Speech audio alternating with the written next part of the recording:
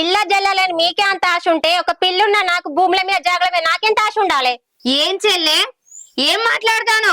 ఎప్పుడు లేని పిల్లల గురించి ఎందుకు అంటారు? ఇన్ని రోజులు లేదు మరి ఇప్పుడు భూములు జాగాలు ఇప్పుడు ఎందుకు కొంటామంటున్నారు అక్క? ఇన్ని రోజులు ఎందుకు కొనలేదు? మీరేమో భూములు జాగాలు కొనుక్కుంటే మంచిగా బతుకురి, మేమేమో లేనోళ్ళ లెక్క బతుకుతాం.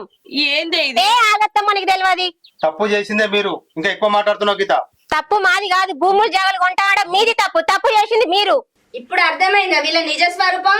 ఈ ఇంట్లో భూమి కొనడం ఎవరికి ఇష్టం లేదు. నిన్నటి దాకా అత్తమ్మ భూమి కొనుడు వద్దు అన్నది, ఇవాళేమో వీళ్ళ నిజ స్వరూపం బయటపడింది. అవును, అమ్మ నాతో కూడా అన్నది భూమోద్రా అన్నది. ఇలా అన్నంత పని చేసిండు, వీళ్ళతో మాట్లాడ వేస్ట్. నేను మొదలుతుందే చెప్తానా, ఈ భూమి కొంటే లొల్లిలు అయితే అన్న నా మాట విన్నావా?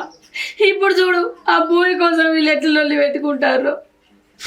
ఏమోనే, నాకు కూడా ఏం అర్థమైతే లేదు. భూమి కొంటే మంచిగా బతారని అనుకున్నా కానీ ఈ లొల్లి పెట్టుకుంటాను ఇవ్వాలనుకున్నారే. ఇన్నొద్దుల నుంచి వెళ్ళి ఓ తల్లి బిడ్డ లెక్క కలిసి ఉండవు. ఇప్పుడు చూడు వాళ్ళు ఎట్లా లొల్లిలు పెట్టుకుంటాను. రేపటి అలా వాళ్ళు మంచిగా కూడుంటారా, ఎవరు వాళ్ళు బతుకుతారా, ఏం చేస్తారో నాకేం అర్థమైతే లేదు.